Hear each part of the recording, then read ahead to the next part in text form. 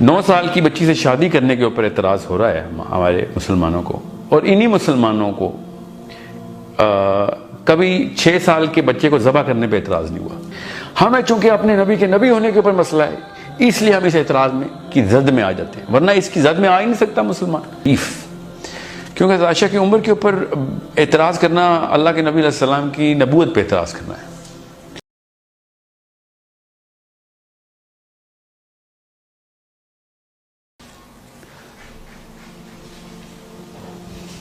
السلام علیکم۔ وعلیکم السلام۔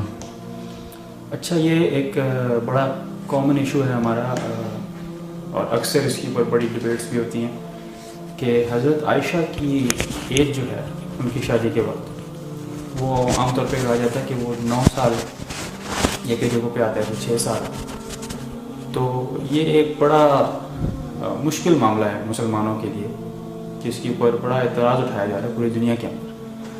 تو اس کو آپ کیسے ایکسپلین کرتے ہیں؟ دیکھیں، حضرت عائشہ کی عمر پہ اعتراض کرنا جو ہے نا، 2 سطح کے اوپر اس کا آپ کا جو سوال ہے نا، اس کی 2 شاخیں ہیں۔ ایک تو یہ کہ کیا یہ بات تحقیق سے واضح ہے کہ حضرت عائشہ کی عمر اتنی تھی؟ تو کافی جگہوں کے اوپر اس نے کمپلیٹ اینگلز سے ملتی ہے۔ ایک حدیث جو حضرت ابو بکر کے ساتھ جب پہلی دفعہ یہ بات کی اللہ کے نبی علیہ السلام نے کہ اللہ کی طرف سے یہ حکم آیا ہے، تو ان کا جو ریئیکشن تھا وہ بھی ریکارڈڈ ہے۔ سو یہ بات جو سوچنا کہ کیا یہ بات صحیح ہے کہ نہیں، تو اس میں تو کوئی شک کی گنجائش نہیں ہے۔ ایک بڑی عمومی رائے چل رہی ہے آج کل یوتھ میں کہ نہیں، یہ تو مورخین نے خود ہی لکھ دیا، اصل میں ایسا کچھ نہیں تھا۔ ان کے اندر پھر ایک مسئلہ ہے، ان کی سائیکالوجی میں ایشو آ چکا ہے۔ میں آپ کو ایکسپلین کرتا ہوں وہ کیسے، کیونکہ اس سے جو دوسرا پوائنٹ نکلتا ہے وہ یہ ہے کہ آپ کو یہ مسئلہ کیوں درپیش آ رہا ہے کہ حضرت عائشہ کی عمر کیا تھی۔ That actually is indicating a problem in your basic psychological construct of your belief. کیونکہ حضرت عائشہ کی عمر کے اوپر اعتراض کرنا اللہ کے نبی علیہ السلام کی نبوت پہ اعتراض کرنا ہے۔ میں اس کو ایکسپلین کرتا ہوں، کیونکہ یہ سارے واقعات اللہ تعالیٰ کے ہاں کوئی کوئنسیڈنس نہیں ہوتے۔ اللہ تعالیٰ ہر چیز بائی ڈیزائن کروا رہے ہوتے ہیں، اسپیشلی اپنے انبیاء کے اوپر۔ تو وہ قیامت تک کے آخری بندے نے جو پیدا ہونا ہے، اس کے لیے اس کی رہنمائی ہو رہی ہوتی ہے ایک ایونٹس کے ساتھ، جو کہ کسی بھی نبی کے ساتھ ہو رہا ہو، اسپیشلی جو قرآن پاک میں آ جائے، جو پروفیٹ صلی اللہ علیہ وسلم کے ساتھ ان کی لائف میں ہوا۔ So whenever we actually start to or when we get a question, especially in the West, کہ your prophet married a 9-year-old, so you have to actually naturally have a disposition that he's actually conflicting to the very pedestal of prophethood of our prophet صلی اللہ علیہ وسلم، ورنہ تو یہ مسئلہ ہونا نہیں تھا۔ تو جب مسلمانوں کو خود بھی اس بارے میں الجھن شروع ہو جائے، تو اس کا مطلب ہے ان کی اللہ کے نبی صلی اللہ علیہ وسلم کی نبوت کے اوپر جو ایمان رکھنا ہے نا، اس کے وہ ڈگمگا گیا۔ میں اس کا ثبوت دیتا ہوں کو سائیکالوجی سے۔ 3000 سال پہلے قرآن پاک سے اللہ کے نبی صلی اللہ علیہ وسلم کی شادی سے 3000 سال پہلے زیادہ عجیب و غریب واقعہ اور واقعات کی لسٹ پہ ہمیں کبھی اعتراض نہیں کیا۔ 9 سال کی بچی سے شادی کرنے کے اوپر اعتراض ہو رہا ہے ہمارے مسلمانوں کو، اور انہی مسلمانوں کو کبھی 6 سال کے بچے کو ذبح کرنے پہ اعتراض نہیں ہوا۔ کبھی بھی نہیں میں نے یہ سنا، اسپیشلی ویسٹ میں، کہ 6 سال کا بچہ ابراہیم نے ذبح کیوں کیا اپنے بیٹے کو؟ تو نے تو چھری چلا دی تھی، ٹھیک ہے، وہ تو بعد میں ایک بکرا آ گیا نا، ادھر تو دمبا آ گیا، ورنہ تو نبی نے تو چھری چلا دی تھی، اور یہی تو امتحان تھا اس کا۔ اور یہ کوئی امتحان نہیں ہے کہ اللہ کے نبی صلی اللہ علیہ وسلم نے عائشہ سے شادی کی، امتحان تو زینب سے شادی کرنے کے اوپر تھا، ٹھیک ہے۔ وہ تو عرب نے اعتراض کیا تھا، آپ کے نبی صلی اللہ علیہ وسلم نے اس اعتراض کو کیسے کاؤنٹر کیا، تو ہم اس کا آنسر دے رہے تھا۔ مگر چونکہ مسلمانوں کا علم بھی ذرا کم ہے، ان کو حضرت زینب کی شادی کا پتہ بھی نہیں ہے زیادہ تر کو، تو ویسٹ جو ہے وہ اس بارے میں اس لیے وہ زیادہ بات چیت نہیں کرتا۔ جو حضرت عائشہ کے اوپر اعتراض کرتے ہیں، وہ وہی لوگ اعتراض کرتے ہیں جو خود اپنے نبی کو 6 سال کے بچے پہ چھری چلانے کے اوپر ڈیفینڈ کرتے ہیں، کیونکہ ان کو اس کے نبی ہونے کے اوپر مسئلہ نہیں ہے حضرت ابراہیم کے۔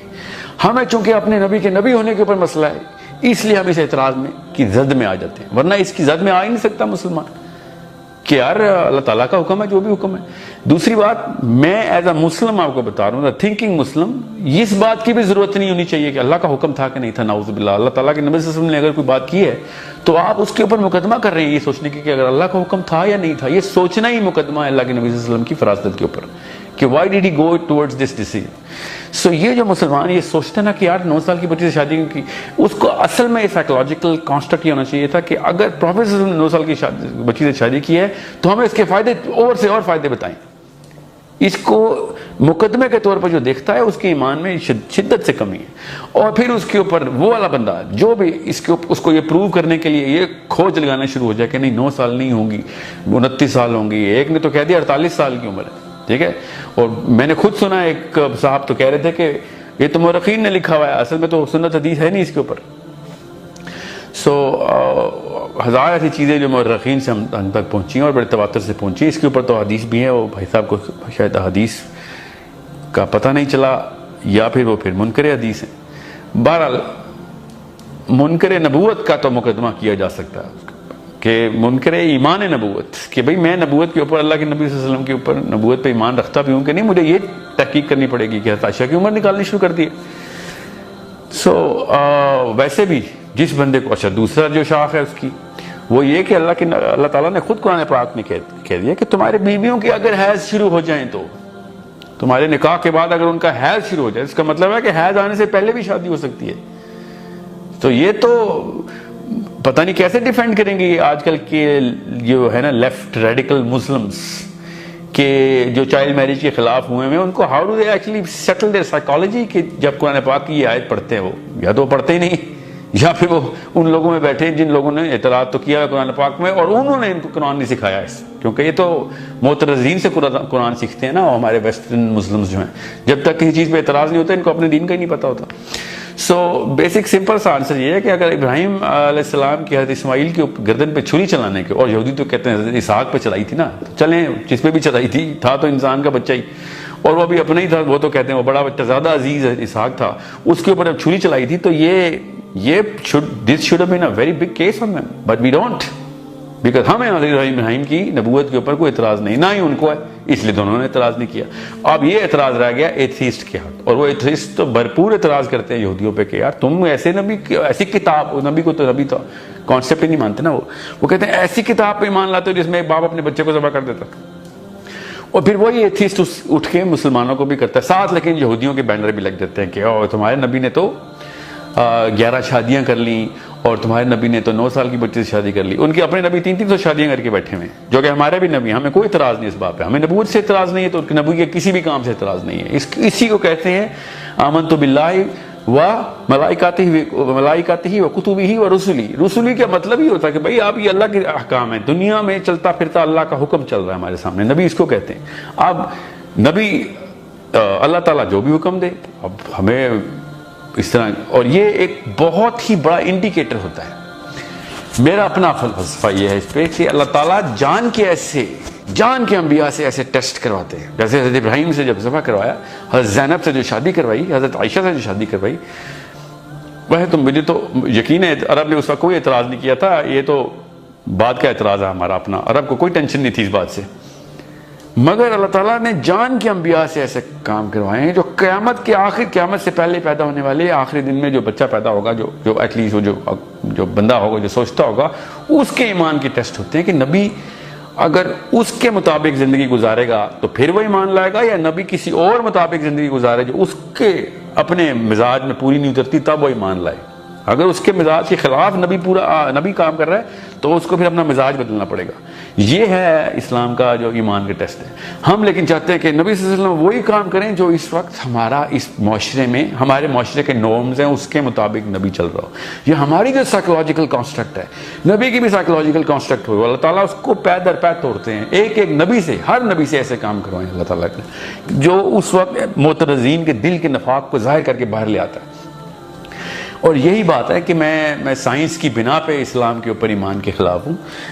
جب کوئی ویسٹرن یا کوئی اور فلسفی اسلام کو پوری کرے تو ہم مان لیتے ہیں, اور قرآن پاک کے نسخے انگلینڈ کی کسی یونیورسٹی کو ملے عرب میں سے، جورڈن میں سے، انہوں نے کہا یہ دیکھو قرآن پاک ان کا درست ہے، اور مسلمانوں نے وائرل کرنا شروع کر دیا کہ دیکھا ہمارا قرآن درست ہے. انگلینڈ کی یونیورسٹی نے بتا دیا تو لوگوں کا ایمان تازہ ہو گیا، اور لوگ کہہ بھی رہے تھے کہ دیکھیں ہمارا ایمان جو ہے تازہ ہوا ہے. نعوذ باللہ اگر وہ غلط ثابت کر دیتے تو ایمان فارغ ہو جاتا ہمارا. یہ حالات ہیں ہمارے کہ ہم ان کی ریسرچ اور ان کی سائیکولوجیکل کانسٹرکٹ کے تابع ہو گئی ہیں ہماری سائیکالوجی کی. جب وہ صحیح کہیں گے تو تب صحیح ہوگا. ہمارا ایمان اثر نو اس کی تجدید ہونے والی ہے اگر ہم اس طرح کی باتیں سوچ رہے ہیں. یہ سوال کرنا ہی آپ نے اس ایمان کے اوپر درار ڈالنا ہے کہ یار اللہ کے نبی صلی اللہ علیہ وسلم نے شادی کیوں کی؟ اللہ تعالیٰ کے نبی صلی اللہ علیہ وسلم 100 شادیاں کرتے، ہمیں کیوں اعتراض کرنا تھا؟ عجیب سی بات ہے. اس بارے میں تو مجھ سے سوال کیا گیا تھا کہ ہمیں 4 شادیوں کی دعوت اللہ کے نبی صلی اللہ علیہ وسلم نے 11 کیوں کی؟ سوچیں تو صحیح. یہ حالات ہو گئے ہیں کہ ان کو نبی کا لفظ ہی نہیں سمجھ آیا ابھی تک. وہ رسول تک تو بہت بات کی بات ہے، رسول تو فلسفہ لے کے آتا ہے نا، نبی فلسفہ تو نہیں لے کے آتا، پرانے فلسفے کو آگے پورا کرتا ہے. رسول کا تو بہت آگے کا مقام ہے جو ان لوگوں کو کیا سمجھ آنا ہے. So this is a problem of philosophical dissonance. 2 فلسفے ٹکرا جاتے ہیں تو جس فلسفے کے اصل میں تابع ہوتے ہیں اس کی نمائش ہو جاتی ہے.